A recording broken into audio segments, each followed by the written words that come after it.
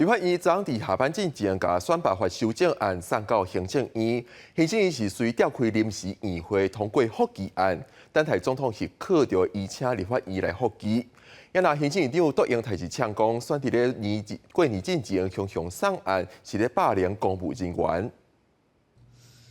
选举罢免法修正条文，去年12月20号通过。立法院选伫旧历年年假下班进前，24号下昼4点47分送入去行政院。行政院嘛火速决定提出复议，院长杜英台伫面册抗议，批评立法院条栏，讲这是公开霸凌，必须要反制。我说这个复议是一个走正道必须要做的，我非常反对这种旁门左道、用偷袭的方式，所以我。 是向立法院表达了我最大的不满。立法院的盗垒，我们已经在5点15分，我们把他刺杀出局了，他已经失败了。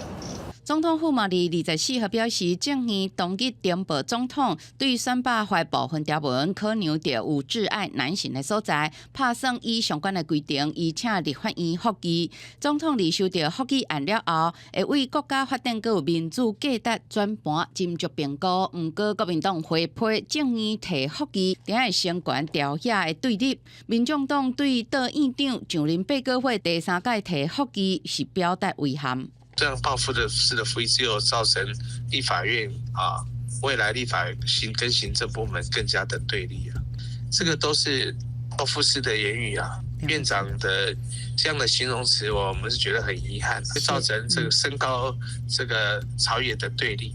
这次复议，行政院院长再遭立法院否决以后，请卓荣泰自己辞职下台，因为个人的无能。